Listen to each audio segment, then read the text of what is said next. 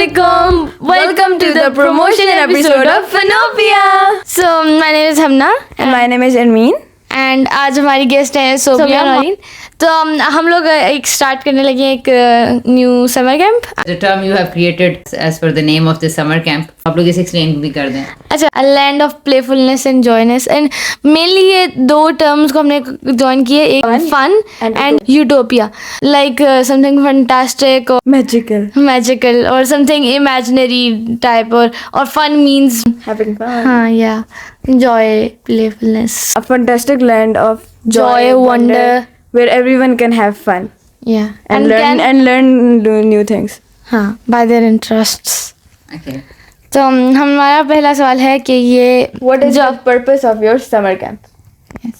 So, as long as the purpose of the summer camp is to provide the children an environment, such a nurturing environment where the children can be playful, children could have freedom to explore the things. बच्चे बहुत कुछ करना चाहते हैं लेकिन उनके लिए unfortunately वो एनवायरनमेंट हम लोग नहीं प्रोवाइड करते हैं. So my aim is to provide the environment of joy and freedom, multiple choices, so that उनका पूरा पोटेंशियल सामने आए. अपने पैशंस को, अपने इंटरेस्ट्स बेस्ड एक्टिविटी को बच्चे एक्सप्लोर कर सकें.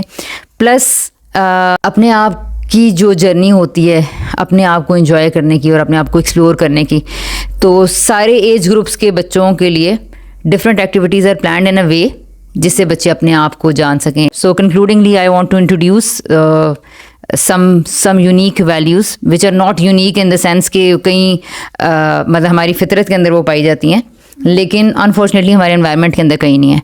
तो उन वैल्यूज़ को फॉर एग्जांपल जैसे कि कॉपरेशन है, ग्रोथ माइंडसेट है, प्रोसेस ओरिएंटेशन है, इंट्रिंसिक मोटिवेशन, सेल्फ मोटिवेशन, ठीक है, सेल्फ डायरेक्टेड लर्निंग के लिए environment. So all these are my purposes to plan such summer camp. Okay, so explain your terms in easy and simple language. Okay, so basically, for example, the whole program is child-centered, right? Child-centered का या child-led activities का मतलब ये होता है कि where children are in charge, children are provided with the freedom to make decisions. बच्चे खुद decide करेंगे what they have to learn, what they have to do. बच्चों को सेंटर बना के एक्टिविटी की जाएगी.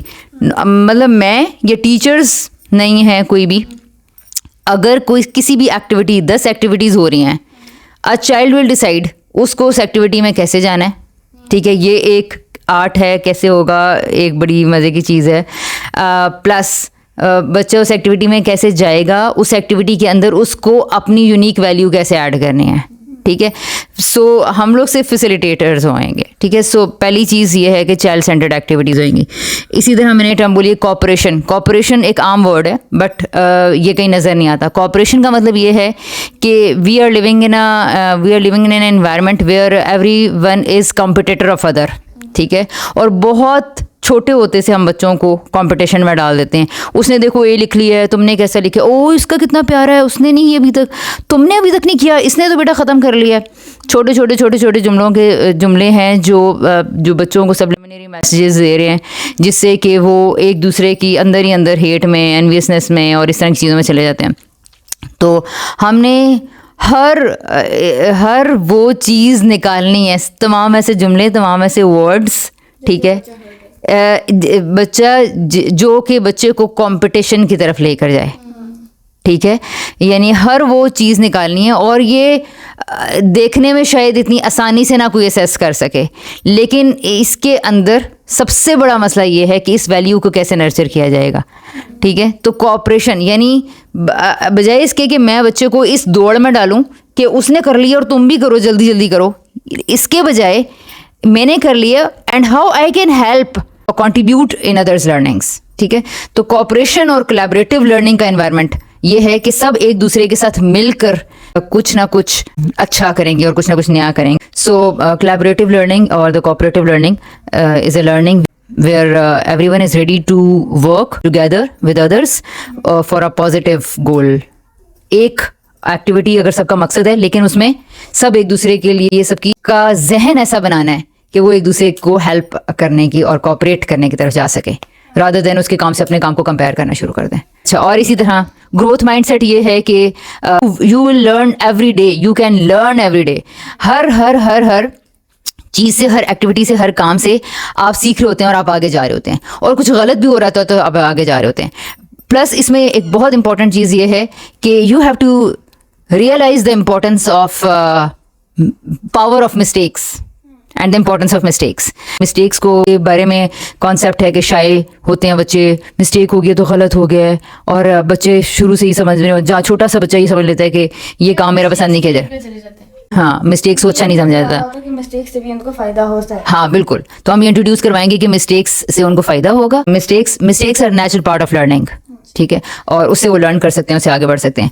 और एक था बच्चों को ऑटोनमस बनाना, ठीक है। Autonomous mean giving the children freedom and support to work, ठीक है, to explore, to whatever they want to do, and to provide a child with the opportunities to make a decision, ताकि वो बच्चा multiple choices में से decision ले, उनसे learn करे और बच्चा इंडिपेंडेंटली ग्रो कर सके। प्रोसेस ओरिएंटेशन ये है कि हमें, आपको पता होगा, आप लोग स्कूलिंग सिस्टम के अंदर से गुजरे हो, तो कि ख़त्म करें, ठीक है, और ख़त्म करने का, और फिर उसके आगे कोई रिवॉर्ड, उसके आगे कोई स्टार, उसके आगे कोई ग्रेड, उसके आगे कोई वाओ, एप्रिसिएशन, गुड, एक्सीलेंट, ठीक है, इस किस्म के टैग्स एंड टाइटल्स।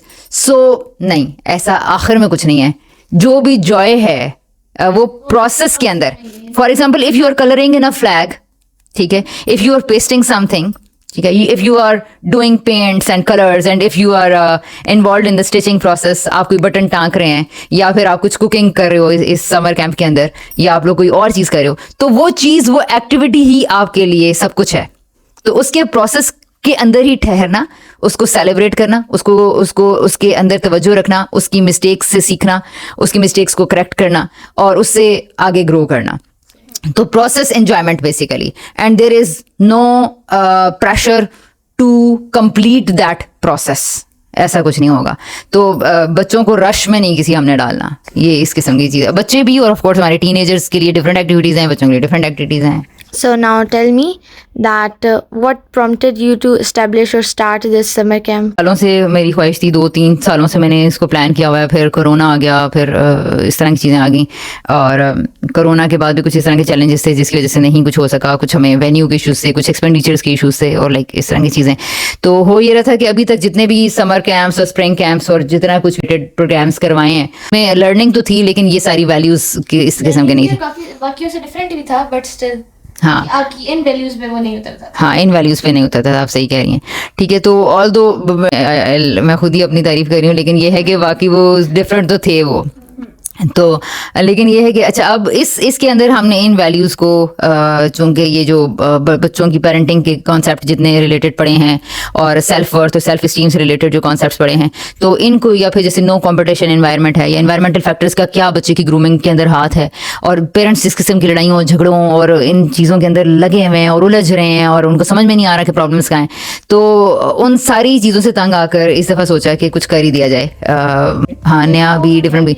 ये तो वजह बन रही ये सारा कुछ करने का। और क्या होएगा मेन चीज़ें आप थोड़ा सा एक्सप्लेन कर दें, ताकि हमारी ऑडियंस को पता चल जाए कि हम लोग ओवरऑल करवा क्या रहे हैं। अच्छा, तो होगा ये कि हम, एक बच्चा जब हमारे पास आएगा तो हम उसको कुछ, हमने टाइम पूरे दिन में जितना भी जो 2-3 आवर्स बच्चा हमारे पास गुजार है, तो हम उसमें जो हमारा पहला हिस्सा है उसके अंदर हम बच्चे को सारे बच्चों को डिफरेंट ग्रुप्स के अंदर डिवाइड कर देंगे। ये काम है जो हमने करना है। उसके बाद हमने उनको फैसिलिटेशन देनी है, जितनी एक दिन के अंदर जितनी एक्टिविटीज़ हो रही हैं, 4 to 5 activities we have plan कि हम एक दिन में करेंगे। या वो आर्ट एंड क्राफ्ट है, वो रीडिंग राइटिंग है, वो कंप्यूटर से रिलेटेड है, वो असली स्किल्स वगैरह से, कुकिंग, जो भी अभी हम आप लोग पूछेंगे तो वो सामने आ जाएंगी। 20-30 स्किल्स हैं जिससे रोज का एक अलग कुछ कैटेगरीज होंगी। तो उस फर्स्ट पार्ट के अंदर हमने ये करना है कि बच्चों को इस ब्रेनस्टॉर्मिंग प्रोसेस से, डिसीजन मेकिंग के प्रोसेस से, और वो खुद सेल्फ डिसिप्लिनरी और रिस्पॉन्सिबिलिटी के बिहेवियर्स की चीज़ों को वो सीखना शुरू करेंगे, और वो खुद अपने लिए डिसाइड करेंगे। I think this is the most unique part of this programme, कि अपने दिन के लिए वो प्लान खुद करेंगे। वो अपने दिन के लिए उनको क्या लर्न करना है, उनको क्या सीखना है, क्या जानना है, किस चीज़ में वो इंटरेस्टेड हैं, ये वो खुद प्लान करेंगे। ये वो खुद उन्होंने बाकी बच्चों की बात सुनेंगे, इसमें क्या क्या कुछ होगा। डेफिनेटली मैंने उसके स्कूल के बारे में पढ़ा हुआ है, समर हिल में ऐसा होता था, काउंटर सॉप में ऐसा होता था, तो जिन स्कूल्स में ऐसा होता था वहाँ की बहुत मजे मजे की स्टोरीज हैं, तो ये बहुत अच्छा पार्ट होगा। इसके अंदर जब बच्चे डिसाइड कर लेंगे तो will go to the specific rooms, they will go to the specific areas or the corners जहाँ पे उनको जो चीज़ सीखनी है, और फिर वो अपने बनाए हुए उस प्लान को खुद ही पूरा दिन फॉलो करेंगे। उन 3-4 एक्टिविटीज़ में कब उन्होंने कैसे स्विच करना है। अब मजीद आप बताएं कि किस किस्म से मैं इसको एक्सप्लेन कर सकती हूँ। अब अगला सवाल हमारा ये है कि अभी ये जो आपने पूरा प्लान एक्सप्लेन किया है, इस सारे में अगर ये प्लान काइंड ऑफ फ्लॉप हो जाता है या फिर बच्चे इन एक्टिविटीज में इतना इंटरेस्ट शो नहीं करते, बोर होना शुरू हो जाएंगे, तो इसके बारे में आपका क्या ख्याल तो है? मैं कह रही हूँ कि अगर आपका ये प्लान फेल हो गया तो आपके पास प्लान बी क्या है? इसके अंदर ना जिस क्रिएटिविटी और इनोवेशन की ज़रूरत है, I am aware of that of course, लेकिन बोर इसमें बच्चे नहीं होंगे। किसी घर का बच्चा आ गया जो बहुत कॉशियस है, जो बहुत वो है, किसी के साथ घुल मिल नहीं रहा, किसी के साथ वो काफी बातचीत नहीं shy है, शाय है और इंट्रोवर्ट है, तो अब आप उन ऐसे टाइम के लिए क्या करेंगी? देखिए, इस तरह के बच्चे डेफिनेटली आएंगे, क्योंकि जिस तरह के कंट्रोलिंग एनवायरनमेंट के अंदर वो कंट्रोल जो हमें पता भी नहीं है कि हम कर रहे हैं अपने बच्चों को, तो उसका नतीजा पहला तो ये निकलता है कि बच्चे जाहिर है कि कॉशियस होते हैं, इंट्रोवर्ट होते हैं, ज़्यादा बात नहीं करते, एंटी सोशल होते हैं, उनकी चीज़ें कोई खींचता है, लेता है या कोई धिक्का मार के गुजर जाएगा, वो माइंड करेंगे, मूडी हो जाते हैं। ठीक है, इस तरह की सारी चीज़ें होती हैं बच्चों के साथ, राइट। इस चीज़ के अंदर ज़ाहिर हमने फैसिलिटेट करना है। उस वक्त हम सब लोग जो भी सिखाने वाले या फैसिलिटेट करने वाले लोग हैं, हम वहाँ खड़े होंगे। प्लान सिर्फ ये है, we will hold conversations with that child. Conversations करना एक पूरा आर्ट है, और लेकिन हल यही है, और हम ये करेंगे उस बच्चे को इस मूड से निकालने के लिए। For example what kind of problems he is facing, जिसकी वजह से वो रुका हुआ है, वो करना नहीं चाह रहा। हो सकता है कोई बच्चा ये कि मैं किसी एक्टिविटी में नहीं जा रहा। बाजू का बच्चा जो बहुत इंट्रोवर्ट है, बहुत कॉशियस है, और अगर हम उसे कॉन्वर्सेशंस करेंगे, हम उसे बात करेंगे, उसे प्रॉब्लम को इन्वेस्टिगेट करेंगे, और हमने ज़्यादा से ज़्यादा इस बात को रोल मॉडल करना है। अपने बिहेवियर्स, हमने अच्छी वैल्यूज़ को, अच्छे जो हमारे प्रिंसिपल्स हैं, इस तरह की बातें तो सारे कहते हैं, हर स्कूल के बाहर इस तरह की बातें लिखी होती हैं, हर प्रिंसिपल के लेक्चर्स वगैरह होते हैं, हर उसने ये कहा होता है, हर स्कूल कॉलेज सब चीज़ों में यही होता है। तो आप भी तो यही बातें करिए, तो अब आप कैसे वाक्यों से लगे? और आप बिल्कुल बातें सही कह रही हैं आप, लिखी भी होती हैं। देखें, जब भी कोई नया नाम आता है ना, तो मार्केटिंग करने वाले लोग या फिर पैसा बनाने वाले लोग या जो भी बिजनेस तबका है, वो आता है, उन नामों को उठाता है, पिक करता है, वही स्टाफ, वही लोग, वो उसी इन्वायरमेंट का प्रोडक्ट होते हैं, उन्हीं लोगों को लिया जाता है और उनको नई पैकेजिंग के अंदर, न्यू पैकेजिंग, ओल्ड प्रोडक्ट्स दोबारा से रीसेल होना शुरू हो जाती हैं। तो ये एक डिलेमा है, एक बहुत बड़ा प्रॉब्लम है कि हर जगह पे मार्केटिंग और पैसा कमाने वाले लोग आ जाते हैं, और हमारी एजुकेशन कॉन्टीन्यूसली इसी तरह की चीज़ों से गुजरी है।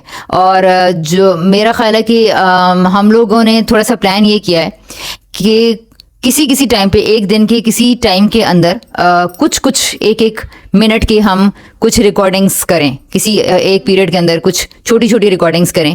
कोई कॉन्फ्लिक्ट आ गया तो ये उसके लिए हम प्लान कर रहे हैं कि एक स्टूडेंट्स हैं, उनमें से कोई हमें अवेलेबल हो, और हमारे पास शायद हम ये करें कि अगर वो देखे कि कॉन्फ्लिक्ट हैंडलिंग, कॉन्फ्लिक्ट ऐसे ये नहीं है कि ये बताया जाए कि जी कैमरा को दिखाने के लिए कैसे कॉन्वर्सेशंस हो रही हैं। हम ये चाहते हैं कि नेचुरल वे में आप चले। हाँ, हम ये जो हो रहा होगा उस एनवायरनमेंट के अंदर, उस एनवायरनमेंट के अंदर जाहिर सी बात है बच्चे रोएंगे, कोई मूड बना के बैठा हुआ है, कुछ ही हुआ है। अगर किसी ऐसे मोमेंट को वो कैप्चर कर सके तो हम उन ग्लिम्पसेस को शेयर करेंगे, ठीक है। लेकिन ये भी कोई साबित नहीं करेगा कि हम उनको प्रैक्टिस करें या नहीं करें, क्योंकि मार्केटिंग का इतना गलत इस्तेमाल हो रहा है कि वो कोई भी उसको कॉपी करके वो ये करना शुरू कर दीजिए, हमारे स्कूल में ये हो रहा है। और ऐसा होता है, मुझे पता है कि स्कूलों के अंदर जो मैगजीन्स बने हुए होते हैं, बेस्ट डिबेटर की पिक्चर लगा देंगे, फेसबुक पेजेस पे आपने बच्चों की वो लगा दी हैं, बेस्ट चीज़ें लगाई हुई हैं। हमारा ये एजेंडा ही नहीं है कि हमने कोई बेस्ट बच्चा करना है। हमारे नज़दीक सारे बच्चे यूनिक बच्चे हैं, उनके अपने टैलेंट्स हैं, उनके अपने स्किल्स हैं, उनकी अपनी स्ट्रेंथ्स हैं, और वो सारे बच्चों, एवरी चाइल्ड इज स्पेशल, ठीक है। तो बात ये है कि और मिस्टेक्स, हर बड़े से बड़ा आदमी अगर आज हम थोड़ा बहुत बेहतर करें तो हम लोगों के इसके पीछे हजारों मिस्टेक्स हैं।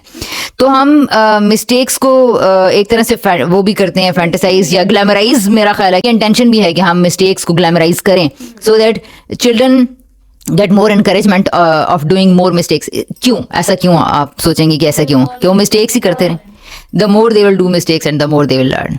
तो बिल्कुल इसीलिए करेज ऑफ इनिशिएटिव उनकी बेहतर हो और उनकी डिसीजन मेकिंग ज़्यादा तेजी इसका मतलब ये है कि वो ज़्यादा जल्दी ज़्यादा डिसीजन ले रहे हैं। तो अच्छी डिसीजन मेकिंग, एक अच्छा डिसीजन मेकर बनाना एक बहुत बड़े लेवल की चीज़ है। तो उसके बीज हमने बोने हैं, ठीक है। और हमारे बच्चे, मेरा ख्याल है ये बात यहाँ से पता चलेगी कि our children if they are getting open and if they are getting frank with us, वो कद से और बड़े के एडल्ट फिगर से अब खौफ में नहीं रहे, वो ओपन हो रहे हैं, वो फ्रैंक हो रहे हैं। तो इसका मतलब ये है कि उनको उनके साथ जो पीछे जो हमारी वैल्यूज़ हैं उन पर काम हुआ है। तो मैं तो अपने बच्चों को यहाँ से देखूंगी कि क्या मेरा बच्चा, जो हमारे पास आए हैं बच्चे हैं या वो टीनेजर्स हैं, टीनेजर्स के बहुत प्रॉब्लम्स हैं, ठीक है। टीनेजर्स की जितना सेल्फ वर्थ और सेल्फ स्टीम के इश्यूज हैं, ऑफ कोर्स उनके अंदर ज़्यादा इंटरनलाइज हो चुकी हैं, कंडीशनड हो चुके हैं टॉक्सिक बिहेवियर्स के। तो अगर they are getting open, they are getting more frank, और वो लोग, उनकी जो कॉशियसनेस है वो ख़त्म होनी शुरू हुई है, वो अपनी बात, जो बात दिल की बात है वो कहना शुरू हो गए हैं, वो ज़्यादा एक्टिविटीज़ करना शुरू हो गए हैं, ज़्यादा क्वेश्चंस करना शुरू हो गए हैं, चीज़ों के बारे में ज़्यादा क्यूरियस हो गए, and they are getting more intrigued about the things and the concepts and the phenomenas, different phenomenas. तो मेरा ख्याल है कि ये वो शायद कुछ चीज़ें होंगी। अगर ऐसी कुछ चीज़ें हो रही हैं तो फिर इसका मतलब ये है कि we are it means that we have tried to nurture those values but we are claiming। तो आपको क्या लगता है कि बच्चे इस एनवायरनमेंट से क्या सीखेंगे और वो क्या गेन हो? अगर उनके अंदर कॉपरेशन आ रही है, कंपटीशन खत्म हो रहा है, उनके अंदर ओपननेस आ रही है, फ्रैंकनेस आ रही है, वो सारी चीज़ें, अगर इस किस्म की कुछ बच्चों के अंदर चेंजिंग्स आ रही हैं या आना शुरू हुई हैं, ये वो चीज़ है जो हमारे बच्चे गेन करेंगे। अरे एक्सपोजर, फ्रैंकनेस और शाइनेस को ख़त्म करना, इससे बच्चों का क्या मतलब फ़ायदा होएगा? बच्चे कैसे इससे नॉर्मल लाइफ में भी वो इसको कैसे यूज़ कर सकेंगे? और अगर बल्टे और अगर मतलब बच्चे और फ्रैंक होंगे तो ये पेरेंट्स के लिए तो ये हजम नहीं किया जा सकता। पेरेंट्स और उनके लिए मुश्किल होगी, और फिर पेरेंट्स को इससे क्या फायदा? पेरेंट्स की और बदतमीज हो गए, हमसे और खुल के बात करना शुरू हो गया, वो तो एक्सेप्ट करेंगे, चुप करके नहीं बैठते, फला तब आप इसको एक्सप्लेन करें। I think it's a fantastic question. अच्छा, ऐसे जो पेरेंट्स, ये जिनका ये ख्याल होगा ना, जिन पेरेंट्स को ये चीज़ें नहीं चाहिए, मेरा ख्याल है कि वो यहाँ उनका कोई काम नहीं है। अगर वो parents which are more progressive minded, जो अपने बच्चों को कॉन्फिडेंट बच्चे के तौर पर देखना चाहते हैं, जो अपने बच्चों के अंदर कॉपरेशन, कंट्रीब्यूशन की वैल्यूज़ को देखना चाहते हैं। यहाँ हर बच्चा सेल्फ सेंटर्ड है, हर बच्चा रिवॉर्ड एंड पनिशमेंट्स की वजह से ऐसा हो चुका है कि वो सज़ा के खौफ से बचने के लिए अपनी प्रोटेक्शन में लगा रहता है। अगर कोई ज़रा सी भी गलती हो गई है तो वो क्या करेगा? अपने आप को हाइड करने की बेस्ट पॉसिबल कोशिश करेगा, ठीक है। इसी तरह अगर उसने कोई अच्छा काम किया है तो वो उसने नहीं भी किया था, कोई अच्छा काम हुआ, वो उसका क्रेडिट लेने की कोशिश करेगा, बिकॉज उसको पता है कि इस किस्म के लोग पसंद किए जाते हैं। अच्छा, तो इस सारी अप्रोच से निकाल कर, इन सारी चीज़ों से, इस टाइप की शैलो किस्म की अपब्रिंगिंग जो हो रही है, इससे निकाल कर अगर हम अपने, कुछ पेरेंट्स ऐसे हैं जो अपने बच्चों को कंट्रीब्यूशन की स्पिरिट पर लाना चाहते हैं, जो कि एक बहुत बड़ा चैलेंज है, जो कि अनफॉर्चुनेटली हमारे घरों का एनवायरनमेंट ऐसा नहीं है। फिर भी पेरेंट्स चाहते हैं कि उनके बच्चे बस चुप करके बैठे रहें एक जगह पे। बहुत से पेरेंट्स, बहुत से प्रोग्रेसिव माइंडेड पेरेंट्स भी होते हैं, वो भी फिर बच्चों से तंग हो जाते हैं जब बच्चे बहुत ज़्यादा क्वेश्चंस करते हैं, बहुत ज़्यादा फ्रैंक हो जाते हैं, क्योंकि पेरेंट्स को खुद जवाब नहीं पता होता और पेरेंट्स को आगे से ब्लैंक ही होते हैं, तो उनको फिर बच्चों के सवाल भी फिर इरिटेट करना शुरू हो जाते हैं। तो अब आपको क्या लगता है इस बात का क्या हल है? पहली चीज़ तो ये है कि हमने ओरिएंटेशन पेरेंट्स के लिए रखी है, ठीक है। मैं कोशिश करूँगी उसमें, I try to explain the whole idea कि अगर आपके बच्चे क्वेश्चंस नहीं करे तो उसका क्या मतलब है, ठीक है। जिंदगी में सवालात ही नहीं पैदा हो रहे, इसका मतलब है कि दिमाग सोच ही नहीं रहा। आप अपने बच्चे को साइंटिस्ट बनाना चाहते हैं, ख्यालात हमारे ये हैं। पेरेंट्स के विजन क्या होते हैं? बच्चा डॉक्टर बने, इंजीनियर बने, हाई पोस्ट पे जाए, क्रिएटिव हो, इमेजिनेशन उसकी अच्छी हो। ये सारी अगर हम करना चाह रहे हैं तो ये कैसे होंगी? इमेजिनेटिव कोई बच्चा कैसे हो सकता? क्रिएटिव कोई बच्चा मिस्टेक्स के बगैर और मल्टीपल चीज़ों के ऊपर एक्सपेरिमेंटेशन के बगैर, डिफरेंट चीज़ों के एक्सपोजर्स लिए बगैर, वैरायटी ऑफ क्वेश्चंस, ठीक है, किए बगैर क्या कोई बच्चा क्रिएटिव हो सकता है? नहीं हो सकता ना।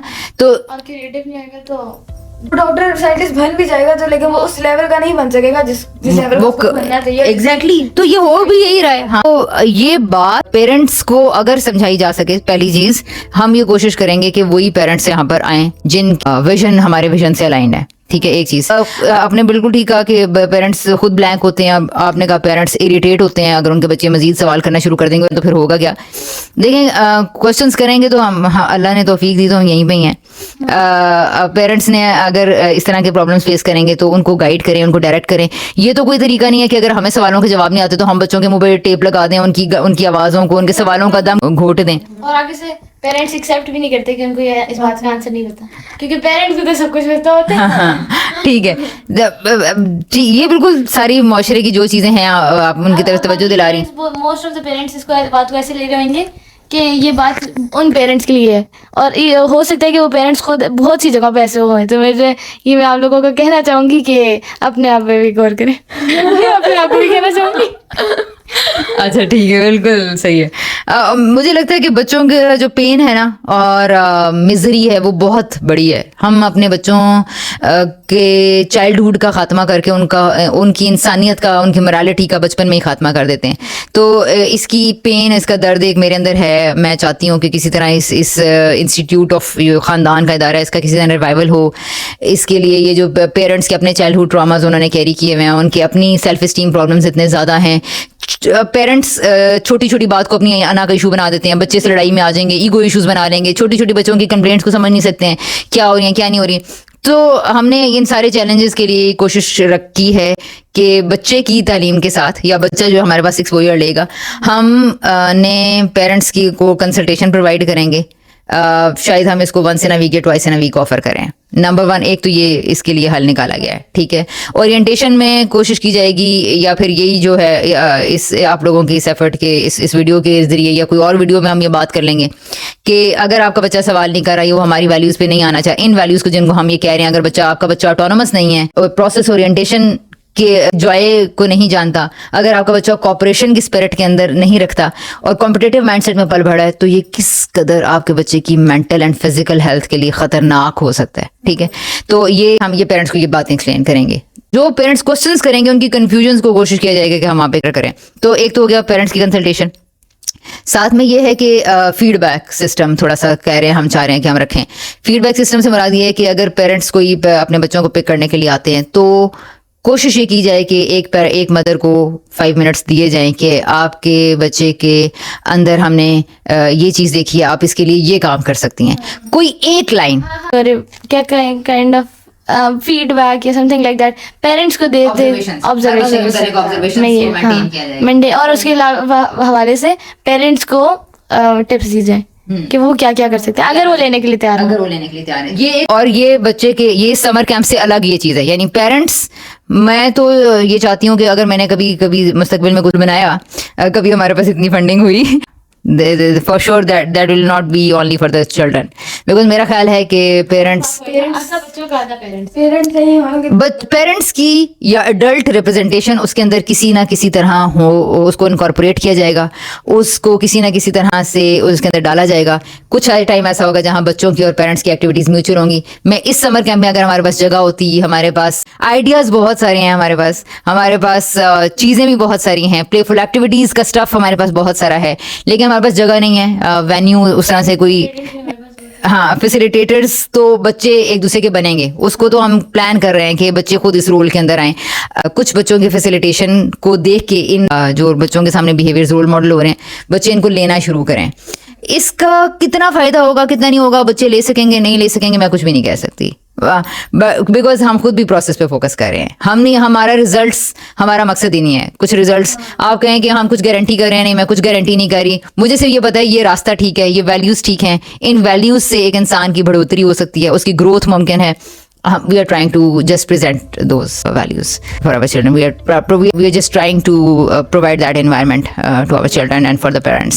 तो ये 2-3 चीज़ें हैं। और पेरेंट्स की काउंसलिंग या पेरेंट्स की जो फीडबैक के लिए हमने सोचा है, तो एक सादा लाइन इसके लिए, जो ऑलरेडी मैं बहुत सारी वर्कशॉप्स में ये कर चुकी हूँ, जिसमें कि मैंने ये प्लान किया हुआ है कि पेरेंट्स को एक बड़ी चीज़ नहीं समझ में आती तो एक लाइन, एक जुमला आपने उस जुमले से बदलना है जो आप बोलती हैं, आपने ये जुमला नहीं बोलना।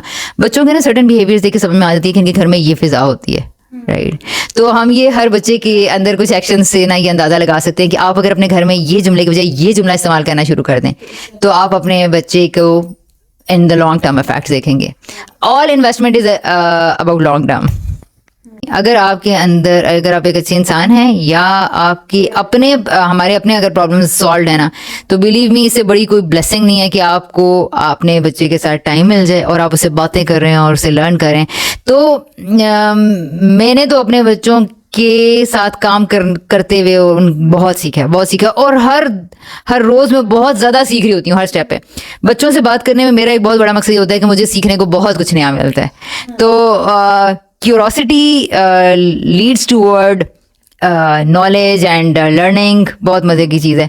तो आप ये देखें किसी तरह अगर ये हमारे पेरेंट्स कोऑपरेट करें हमारे साथ, तो वो इस जॉय से एक दफ़ा मुतारिफ हो जाएं तो वो ऑब्सेस्ड हो जाएंगे अपने बच्चों से टाइम गुजारने में और अपने बच्चों में इन्वेस्ट करने में.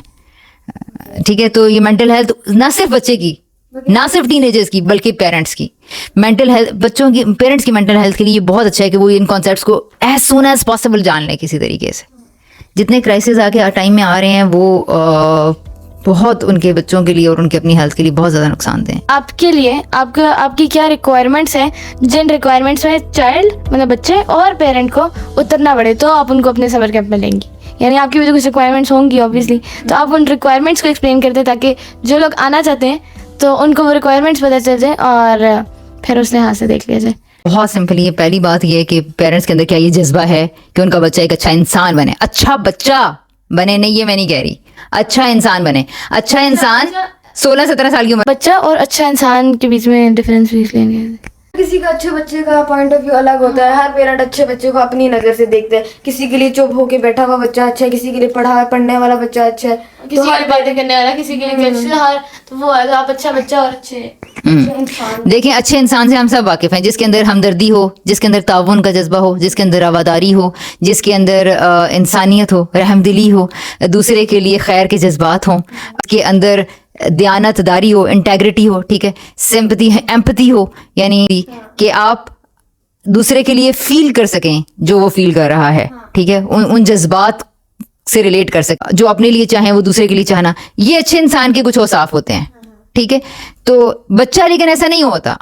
आप बच्चे को पूरा जोर लगा के अपने सामने ऐसा करवा सकते हैं कि वो आपके कहने पे चॉकलेट शेयर कर देगा, वो आपके कहने पे टॉय शेयर कर देगा, बट वो दिल से कर रहा है या नहीं कर रहा. बट वो भी ज्यादा इंपॉर्टेंट ये है कि what he will do in your absence. आपने अक्सर मैंने देखा है कि मुझे मदर्स ने ये बताया है कि जब मैं नहीं होती तो ये छोटे बच्चे को बहुत जोर से भींचता है, मारता है. ठीक है. ठीक है. ये बच्चे से जो बिहेवियर्स आपको चाहिए ना वो आप निकलवा सकते हैं थ्रू रिवॉर्ड्स एंड पनिशमेंट्स. ठीक है. आप एक चॉकलेट दें, बच्चा आपकी पसंद का काम कर देगा. ठीक है. बच्चे को आप धमकाएं, साथ नहीं लेके जाऊंगी, तुम्हारी पॉकेट मनी खत्म, बच्चा आपकी पसंद का बिहेवियर जनरेट कर देगा. इससे तो आसान तरीका ही कोई नहीं है. But what is happening to his mental health, what is happening to his autonomy and बच्चा असल में क्या करना चाह रहा है. ठीक है. क्या वो अपनी दिल से ये बात करना चाह रहा था, अपने अंदर से ये काम करना चाह रहा था. अच्छा इंसान क्या वो होता है जो दूसरों के कहने पर अच्छा करे, या अच्छा इंसान वो होता है जो अपनी सोच से सोच समझ के अच्छा करने की कोशिश करे, जो अपनी सोच समझ के अच्छे करने की कोशिश करे. तो हमारा टारगेट ये है कि हम एक बच्चे को इतना एम्पावर करें कि वो अपने डिसीजंस खुद ले, वो ये खुद फैसला करे कि मुझे कब कहाँ किसके लिए कितना कॉन्ट्रीब्यूटिव होना है. ऐसा होता है कि बच्चे अपने डिसीजंस खुद ले रहे हैं वो. और जैसे एक बहुत सिंपल सी एग्जांपल है, जैसे बच्चों ने कपड़े पहनने हैं तो अब वो पेरेंट्स खुद उनको निकाल के देंगे कि आप ये पहनो, जिसकी वजह से वो चिढ़ेंगे हमने नहीं ये पहनना. फिर भी वो उनको खुद भी निकालने आएंगे और फिर भी वो कहेंगे कि मामा ही निकाल के दे, और फिर वो जबरदस्ती वो पहन भी लेंगे और फिर वो नाराज भी होंगे. पेरेंट्स को इश्यूज हैं, पेरेंट्स खुद इन मसाइल से लेकिन बहुत तंग हैं. जिस बेबसी के साथ पेरेंट्स अपने प्रॉब्लम्स बता रहे हैं और जिस दर्जे में माएँ परेशान हैं, बाप फ्रस्ट्रेटेड हैं, अपने बच्चों की इमोशनल हेल्थ अब क्योंकि अवेयरनेस इतनी आ गई है ना, तो parents are getting aware of that what they are doing with their children. तो प्रॉब्लम्स उनको पता है, अब उसमें से निकलना नहीं आ रहा. अनफॉर्चुनेटली इतना जो स्टॉर्म है एक इन्फॉर्मेशन का, इतना जो तूफान है इन्फॉर्मेशन का, उससे इन्फॉर्मेशन तो बहुत सारी आ गई है but people are handicapped to practise all that knowledge, right. तो ये मसला है, पेरेंट्स इस बात को खुद भी इस बात से जान छुड़ाना चाहते हैं कि हम चाहते हैं हमारा बच्चा डिसीजन मेकर हो, लीडर हो। लीडर्स कौन होते हैं? जो अच्छे डिसीजन, पेरेंट्स ये चाहते हैं कि उनका बच्चा एक इंडिविजुअल पर्सनालिटी, यूनिक पर्सनालिटी हो, लेकिन उनको ये बनाना नहीं आता। वो ये कपड़े खुद निकाल के दे रहे हैं, खाना खुद खिला रहे हैं, उनके पूरे दिन को स्केड्यूल कर रहे हैं, प्लान कर रहे हैं उनकी बेहतरी के लिए। वो ये कह रहे हैं देर क्लेमिंग कि जी हम इनकी बेहतरी के लिए कर रहे हैं। बच्चों को अपनी बेहतरी कहीं से नहीं लगी, बच्चों को उनकी बेहतरी कैसे, बच्चे अंदर ही अंदर रिवेंजफुल होते हैं, अंदर ही अंदर बुरा फील करते हैं। जब वो बोलना नहीं चाहते तो वो अपने इरादे और इख्तियार के डिसमिस होने, अपनी ज़ात की नफ़ी में चले जाते हैं। वो अब और ज़्यादा डिसएम्पावर्ड फील करते हैं, और ज़्यादा फ्रस्ट्रेटेड होते हैं, उनके अंदर इरिटेशन बहुत ज़्यादा होती है। तो जो पेरेंट्स ये पूरा पक्का इरादा रखते हैं कि नहीं यार, कुछ दिनों के लिए सही हम अपने बच्चे को ये एक दफ़ा फ्रीडम ऑफ थॉट है, हम अपने बच्चे को ये एक न्यू लर्निंग एक्सपीरियंस देना चाहते हैं, जो देना चाहते हैं उनके लिए यहाँ जगह है। वो पेरेंट्स, हमारी रिक्वायरमेंट ये है कि आपका जज्बा कितना है, आप इन वैल्यूज़ को कितना पसंद करते हैं, आपके अंदर खुद आपके अपने अंदर से ये बात आ रही है कि हमारा बच्चा सफ़र को एंजॉय करे, नॉट द रिजल्ट्स। हाँ, अगर आपके अंदर ये चीज़ें हैं तो आपकी जगह हमारे इस समर कैंप के अंदर है। और अगर आप लोग इन वैल्यूज से नहीं एग्री करते तो फिर ऑफ कोर्स हम उनके लिए कुछ नहीं कर सकते, चाहे हमारे पास एक बच्चे का एडमिशन आए या हमारे पास 3 बच्चों का एडमिशन आए, लेकिन वो वही होंगे जो इस तरह का काम करना चाहते हैं। Can you explain the difference between आप टिपिकल स्कूल्स के समर कैंप्स और ये जो हमारा समर कैंप हो रहा है, इसमें इन दोनों चीज़ों में क्या डिफरेंस है? क्योंकि क्लेम तो सब लोग सेम चीज़ें ही करते हैं। So question that how Fanopia is going to be different from the other conventional summer camps. Simply because of the values and the sentences we will speak. Yes, the environment we will provide. Environment में मैं ये नहीं कह रही कि हमने दीवारें भरी हुई होंगी कलर से, नो। सिंपली फ्रैंकली स्पीकिंग हमारे पास जगह है भी नहीं है उस तरह की। लेकिन इसको 3 शायद हम डिवाइड कर दें। टीनेजर्स की चूँकि क्लासेस अलग होंगी, टीनेजर्स का थोड़ा सा हम स्केड्यूल डिफरेंट तरीके से करेंगे, उसके लिए आप लोग अलग प्रोग्राम रखेंगे, जो जब उसकी एपिसोड होगी तो उसमें बात करेंगे टीनेजर्स के लिए क्या एक्टिविटीज़ हैं। Natural raw organic environment provide करना एक तो ये है। उस एनवायरनमेंट में जो अगर आप ये पूछें कि डिफरेंट दूसरों से क्या होगा, तो हम बच्चों को कोई रूल्स डिक्टेट नहीं करेंगे। आई थिंक दिस इज कोई अगर कोई चीज लिखी हुई होगी तो children will make the rules democratically, और सब रूल्स पे एग्री जिस पे करेंगे वो। ये डेमोक्रेटिक वैल्यूज की नर्चरिंग करना या ये किस तरह से हो पाता है कोई रूल्स बच्चे अपने लिए खुद बना पाएं, ये बहुत डिफिकल्ट प्रोसीजर है। मुझे नहीं पता कि हम इसमें किस हद तक कामयाब होंगे, किस हद तक नहीं होंगे, लेकिन इरादा ये है कि हम छोटे ग्रुप्स के अंदर फैसिलिटेशन दें कि आप अपने इस वक्त जो इस एक्टिविटी के दिन में सिर्फ एक बार शायद हम ये करवा पाएँ, क्योंकि इतना मुश्किल काम है कि आप अपनी इस एक्टिविटी के लिए क्या रूल्स रख रहे हैं। इसका बेहतरीन तरीका शायद हम ये करें कि जब कोई कॉन्फ्लिक्ट हो जाए तो उसमें जो प्रॉब्लम बच्चे को फेस करनी पड़ी है, उसमें 2, 3, 4, 5 बच्चों की, जितने बच्चों की इन्वॉल्वमेंट है, उस कॉन्फ्लिक्ट को रिजॉल्व कराने के लिए बच्चों से ओपिनियंस ली जाएं कि आप लोगों को क्या, आप लोग क्या समझ रहे हैं क्या हो। तो इस किस्म के तरीके से इस तरह का एनवायरनमेंट प्रोवाइड करना जिससे वो खुद अपने लिए रूल्स को एडवोकेट कर सकें, रूल्स को दे सकें और वो बना सकें। तो और फिर इसके अलावा हमने उनको रूल्स नहीं देने, हमने उन्हें डिक्टेट नहीं करना, हमने उनको सिर्फ गाइड करना है, हमने सिर्फ उनको फैसिलिटेट करना है। और नो पनिशमेंट्स, नो रिवॉर्ड्स, ये इसमें डिफरेंट होगा। अनकंडीशनलिटी बिल्कुल होगी, जजमेंट को ख़त्म करने की कोशिश होगी। और इसके लिए ये नहीं है कि कोई अलग करना पड़ेगा, बस इसके लिए जो तरबियत हमने सीखी है जो उसको ही हमने अप्लाई करना है। मेरी छोटी सी 5 साल की बेटी है और वो रिवॉर्ड्स एंड पनिशमेंट को अच्छी तरीके से जानती है, समझती है कि ये हो रहा है। मामा, उसकी मामा तो उसके साथ जो ना रिवॉर्ड्स एंड द पनिशमेंट्स कर रही थी। तो तो हमने सिर्फ ये करना है कि हमने मेक श्योर करना है कि हमारे कौन से जुमलों में क्या है, और अगर कोई हमारे इर्द गिर्द ऐसा जुमला बोला जा रहा है तो हम उसको ऊपर बात करके उसको डिस्कस कर लेंगे कि इस बोलने से क्या खराबी हो सकती है, इस जुमले को किस जुमले से चेंज किया जा सकता है, क्यों किया जा सकता है। तो ये चीज़। अच्छा, अभी आप फिर हमें थॉरली एक्सप्लेन करें कि रिवॉर्ड्स एंड पनिशमेंट क्या होता है, उसे कौन इम्प्लीमेंट करता है, किधर इम्प्लीमेंट उसे किया जाता है, और ये बच्चों को किस तरह अफेक्ट करता है rewards and punishment. Right, yes. Reward and punishment basically, देखिए मैं आपको बहुत ही सादा करके बताती हूँ। If you want to do something, ठीक है, if you want to plan some activity of your choice, ठीक है, मैं नहीं चाहती कि आप वो काम करो। मैं एडल्ट के अपने ही मकासद होते हैं कुछ, मैं नहीं चाहती कि आप वो एक्टिविटी प्लान करो। आप मुझसे क्वेश्चन करोगी तो मेरा पीरियड खत्म हो जाएगा, मैं आपको पढ़ा नहीं पाऊंगी। मैं आपको पॉटरी सिखा रही हूँ, प्याला बनाना सिखा रही हूँ फॉर एग्जांपल, या हमने क्ले का कोई बना रहे हैं, आइटम, ठीक है। उसके बीच में अगर आप बीच में मेरे से सवाल करना शुरू कर दोगी तो मैं सिखा नहीं पाऊंगी, ठीक है। हमारा एनवायरनमेंट खराब होगा। आपके जहन में जो क्वेश्चन फंसा हुआ है वो आपको इन्वॉल्वमेंट से रोक रहा है उस काम के सारे के अंदर। सो रिवॉर्ड एंड पनिशमेंट क्या करते हैं, आपने जो एक्टिविटी अपनी चॉइस की है, मैं नहीं चाहती कि वो आप एक्टिविटी करो या वो काम करो, तो इसके लिए मैं क्या करूँ, मैं अपनी पसंद का बिहेवियर आपसे चाहने के लिए क्या कर सकती हूँ। मेरे पास 2 बड़े मेजर टूल्स हैं। क्या करूँ मैं, आप की इनफरादियत, आपकी चाहत, आपके पोटेंशियल, आपकी ख्वाहिश, आपकी अर्ज उस क्वेश्चन के लिए, आपकी क्यूरोसिटी की कदर किए बगैर, उसकी रत्ती बराबर परवाह किए बगैर आपको कोई रिवॉर्ड ऑफर कर दूंगी। अभी आप चुप करके बैठ जाएं, अभी आप ये काम ना करें, मैं आपको चॉकलेट दूंगी, अभी मैं आपको पिकनिक पे हम लोग प्लान करेंगे, मैं आपको मार्केट अपने साथ लेकर जाऊंगी, मैं आपको फ्रेंड से खेलने पार्क जाने दूंगी, मैं आपको फलां चीज़ दिलाऊंगी, ठीक है। या फिर मैं अगर तुमने ये एक्टिविटी की ना, अगर तुमने ये काम किया ना, एक थप्पड़ आएगा तो मैं घर से निकाल दूंगी, मैं तुम्हारी मामा नहीं हूँ, मैं तुमसे बात नहीं करूंगी, मैं नाराज होंगी, चुप करके बैठ जाऊंगी, मेरा मूड बन गया है, अब मैं उदास हूँ, अब मैं नाराज हूँ, अब मैं आपसे 2 दिन बात ही नहीं कर रही। ये सारी जो मेरी कोल्ड वाइब्स हैं, अपना प्यार आपसे रोक लेना, अपनी तवज्जो आपसे रोक लेना, ये सारा कुछ बच्चे को लगता है कि I am so unworthy of love and I am unwanted. मेरी मतलब मैं क्या कर रहा हूँ, मैंने इतना, तो बड़े का लव और अटेंशन सीख करने के लिए बच्चा क्या कहता है कि चलो यार इसकी पसंद का काम कर दो। तो बचपन से गोया through the rewards and punishments what we are doing, what we are preaching, कि यार अपनी मर्जी के खिलाफ जाके काम कर लो।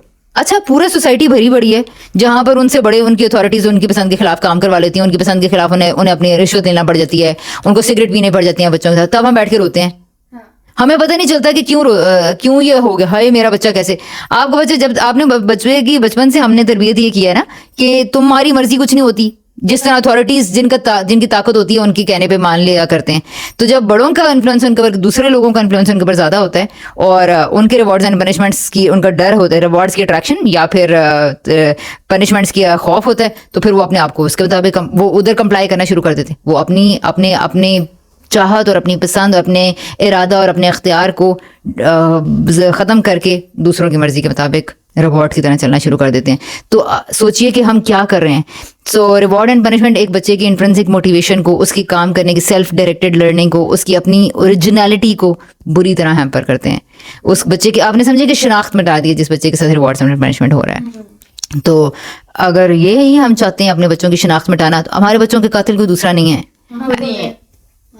तो अगर ये करना है तो फिर तो कुछ नहीं हो सकता। लेकिन अगर आप चाहते हैं आपका बच्चा ओरिजिनल रहे, वो अपने ट्रू सेल्फ के साथ जिए, अगर वो अपने ट्रू कलर्स के साथ अपने आप को जानता हो, सेल्फ अवेयर्ड हो, उसके अंदर कुछ अरसे के बाद कॉन्शियसनेस डेवलप हो जाए, वो अपनी फितरत के, खुदा ने जो, अल्लाह ताला ने उसके अंदर जो फितरत की जो आला वैल्यूज़ रखी हैं वो उनके मुताबिक परफॉर्म करने की करेज पैदा कर ले, तो इस सब के लिए ज़रूरी है कि हम बच्चे को रिवॉर्ड एंड पनिशमेंट हटाएं। तो ये है सिंपली रिवॉर्ड एंड, इस तरह ये अफेक्ट करती है।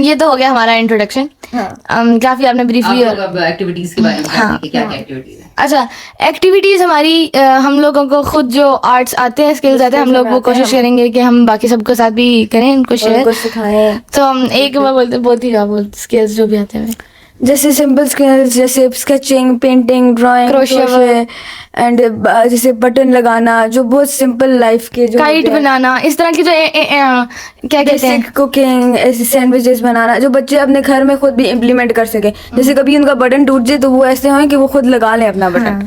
हम ऐसे उन्हें सिखाना चाहिए। हाँ, और बेसिक कंप्यूटर वर्क भी, लाइक ईमेल आईडी बनाना, गूगल अकाउंट बनाना, और इंस्टाग्राम अकाउंट बनाना, इस तरह के सारे अकाउंट बनाना। ये बेसिक इन चीज़ों की बेसिक्स, प्रिंट लेना, अपनी सीवी बनाना, अपने कामों को अरेंज करना, चेकलिस्ट्स बनाना, अरेंज करना, टाइम टेबल्स बनाना, अपनी जगह ऑर्गेनाइज करना, हाँ, ये सब अपनी कुछ चीज़ों है। को समेटना, सेट करके रखना, या जिस तरह उनको पसंद है। कम्युनिकेशन skills, काफ़ी इम्पोर्टेंट है, और अपने अंदर फीलिंग्स को समझना भी।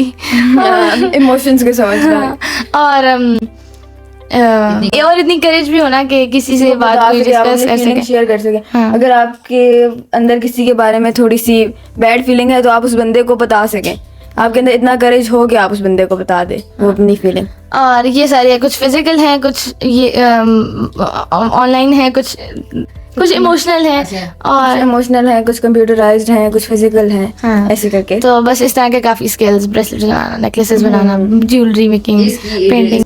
30 to 40 स्किल्स की लिस्ट है जो कि इस वीडियो की डिस्क्रिप्शन लिंक में शायद लिखी हुई होगी, या जहाँ भी आप ये बच्चे प्रोवाइड करेंगे इसको ये होगी, प्लस यानी उसको देखा जा सकता है। लेकिन इन सारे स्किल्स में से बच्चा जो स्किल वो जिसमें उसका इंटरेस्ट होगा वो उसमें जाना चाहेगा, वो उसी चीज़ को सीखेगा। उनको जो दिल चाहता है वो उस फील्ड में जाए। जैसे कोई बच्चा आर्ट एंड क्राफ्ट सीखना चाहता है तो हम उनको ज़बरदस्ती नहीं इस बच्चे के साथ करेंगे कि आप ईमेल राइटिंग ही सीखो या फिर आप ये वाली चीज़ें सीख लो। वो अपने इंटरेस्ट की ही चीज़ सीखें। कि इसको चूंकि चाइल्ड सेंटर्ड रखी गई एक्टिविटीज़, उनके चॉइस को रिस्पेक्ट करते हुए हम उनको फ्रीडम प्रोवाइड करेंगे कि वो अपनी मर्जी के स्केल के अंदर जाएं। वो 1 में जाना चाह रहे हैं, वो 2 में जाना चाह रहे हैं, they are welcome to join that activity जो उस दिन की हो रही है। उस दिन एक दिन में हमने 2 से 3 एक्टिविटीज़ को प्लान किया हुआ है, हम उसमें करेंगे। वीक के 2-3 डेज में वो एक्टिविटी दोबारा उसकी बारी आएगी।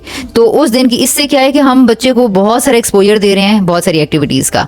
उनको सबसे इंपॉर्टेंट ये है कि लर्निंग टूल्स से मुतारिफ करवाया जाए, अपनी चीज़ों के मतलब खोजा कैसे जाता है, क्यूरोसिटी को बेसिकली डील करना इम्पॉर्टेंट है। वो किस तरह जाएंगे उसको लर्न करने के लिए, क्या कर सकते हैं जिस चीज़ में उनका इंटरेस्ट है, ये होगा। ब्राउजिंग है, एक्सप्लोरिंग है, ये बच्चे इसके अंदर प्रैक्टिकली करेंगे।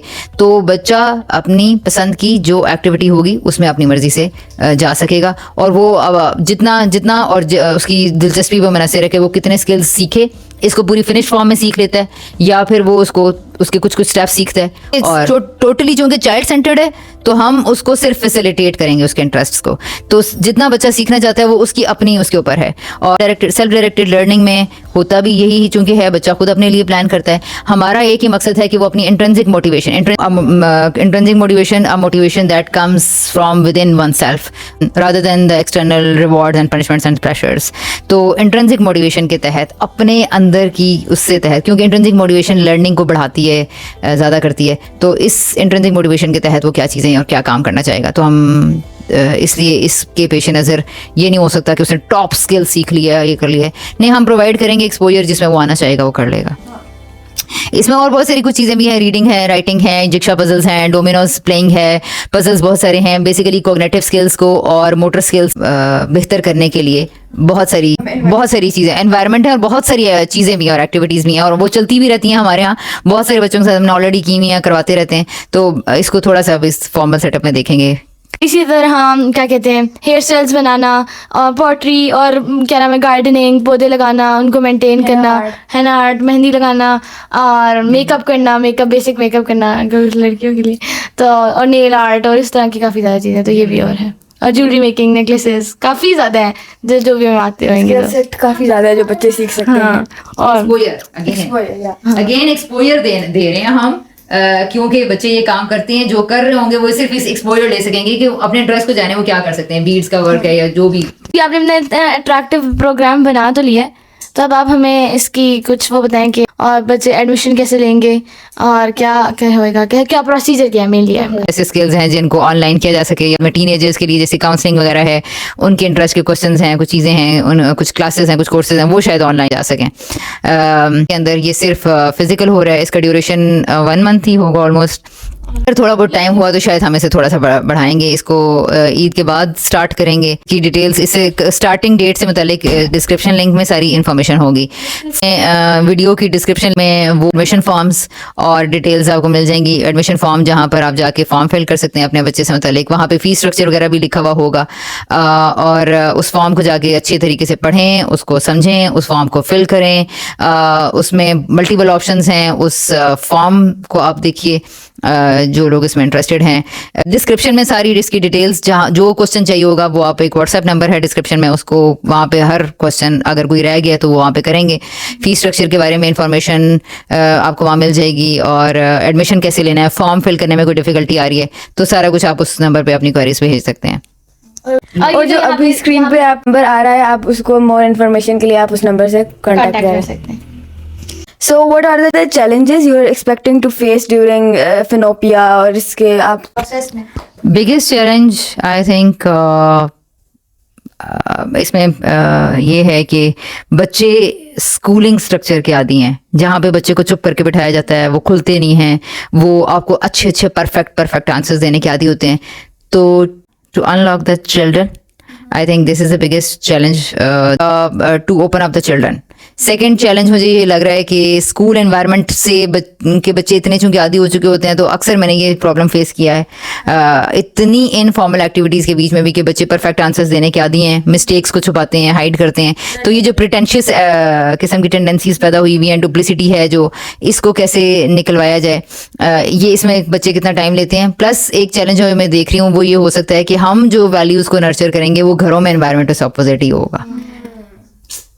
तो इसके लिए मैं चाहती हूँ कि पेरेंट्स जो लोग एनरोल करें वो पेरेंट्स खुद एनरोल हों। another challenge of course meeting expenses of this whole Finopia expenditures। मैं मेनली वहाँ ये कह रही थी कि ये समर कैंप सिर्फ बच्चों के लिए नहीं है, पेरेंट्स के लिए भी उतने इक्वली है, और पेरेंट्स को भी ज़रूरी है कि वो भी इसमें एडमिशन लें, यानी पेरेंट्स का जो अलग होगा उसमें, और ओरिएंटेशन अटेंड करें। 2015, 16, 17, 18 में भी शायद जो हमने समर कैंप्स करवाए थे वो भी पेरेंट्स के लिए थे, उनमें भी पेरेंट्स के लिए फैसिलिटेशन थी, पेरेंट्स की अलग से क्लासेस चल रही थी और बच्चों के लिए अलग से चल रही थी। ऑल्दो इस तरह की वहाँ पर वैल्यूज़ ये नहीं थी, रिवॉर्ड एंड पनिशमेंट की सारी, एक बच्चे को ऑटोनमस बनाना, उसको उसके ट्रू सेल्फ से मुतारिफ करवाना, इस तरह की चीज़ें शायद उनमें नहीं थी उस वक्त। दिया बच्चों के लिए, बड़ों के लिए, दोनों के लिए। तो इसका मैं पूछना चाहूँगी कि फ़ीस स्ट्रक्चर क्या होगा, और ज़्यादा है, कम है, अफोर्डेबल है या नहीं? फीस स्ट्रक्चर फ्लैक्सिबल है, एक्सपेंडिचर्स बहुत ज़्यादा हैं इसके अंदर, जिस किस्म की चीज़ें हमने बच्चों को प्रोवाइड करनी है तो एक्सपेंडिचर्स तो काफ़ी ज़्यादा हैं। Fortunately we have collected many things, that's why थोड़ा सा शायद हमें आसानी हो, लेकिन फ़ीस स्ट्रक्चर फ्लेक्सिबल इस तरह से कि पेरेंट्स की, जो लोग सिर्फ बच्चे को एक्सपोजर कह रहे हैं कि हम ख़ास कोई ऐसी चीज़ नहीं, कम से कम उसमें डाल दें, उसके लिए शायद हम थोड़ा सा कम कर लें, 5000 तक शायद एक बच्चे का होगा। पेरेंट्स जो लोग कंसल्टेशन लेना चाहते हैं वो अपने आप को अलग एनरोल कर लें, शायद उसके लिए 2000 बच्चों पेरेंट्स के कंसल्टेशन के लिए, बच्चों के इंटरेस्ट और टाइम ड्यूरेशन के हवाले से इसको हम कम ऊपर नीचे कर सकते हैं। तो फ्लेक्सिबल है। एक्सपेंडिचर्स के बारे में हम सब ही जानते हैं कि कितने ज़्यादा होते हैं, आजकल तो वैसे भी स्टेशनरी और यही चीज़ें इतनी ज़्यादा होती हैं, तो कुछ ये कि जहाँ पर इस किस्म की इतनी चीज़ों को डाला जा रहा है तो वहाँ पर ऑफ कोर्स एक्सपेंडिचर्स ही इतने ज़्यादा हैं। तो अब यहाँ पे हम करना चाहेंगे अपनी इस प्रमोशन वीडियो का एंड। हम लोगों ने इसमें सारे पॉइंट्स एक्सप्लेन कर दिए हैं, सब कुछ each and everything I think हमने क्लियर कर लिए। अगर आप लोगों को स्टिल कोई कन्फ्यूजन है या क्वेरीज हैं तो आप ये स्क्रीन पे नंबर आ रहा है, आप इस पे कांटेक्ट कर सकते हैं, हम लोग रिप्लाई कर देंगे आप लोगों को उनका। आप लोग ज़्यादा से ज़्यादा इस वीडियो को शेयर करें ताकि और बच्चों तक पहुँच सके और जिस लर्निंग फिनोपिया में and don't miss this opportunity. ये एक पाकिस्तान में खास तौर पे एक बहुत अच्छी अपॉर्चुनिटी है आपके बच्चों के लिए, उनकी ग्रूमिंग के लिए। तो आप ज़रूर इसको सीरियसली देखें, ऐसे प्रोग्राम्स बाहर के मुल्कों में और कई जगहों में हो रहे होते हैं, लेकिन अब मुझे लगता है पाकिस्तान में भी ऐसे प्रोग्राम्स अवेलेबल हो रहे हैं। तो अब हमारी पर्सनल ओपिनियन ये है कि आपको ज्वाइन करें, आपके बच्चों के लिए फ़ायदा और आपके बच्चे के लिए फ़ायदे के लिए मैं ये वो करना चाहूँगी, रिकमेंडेशन देना चाहूँगी। और thank you and thank you for watching और अल्लाह हाफ़िज़।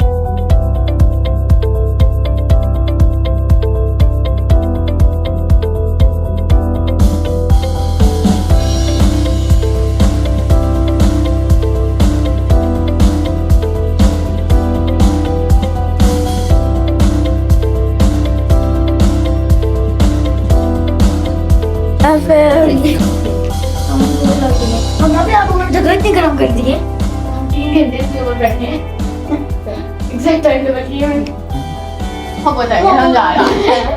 फिर हम बच्चों को, चूँकि हमारे पास जगह कम है तो जाहिर है बहुत लिमिटेड बच्चों को हम रख सकेंगे। तो भी फी स्ट्रक्चर क्या होगा? तुम लोग personally don't forget to like share and subscribe. है ना, इतना अच्छी चीज है, 20,000 होगी ऑब्वियसली कैसे नहीं बस For more freshly brewed content, keep watching Panoplia.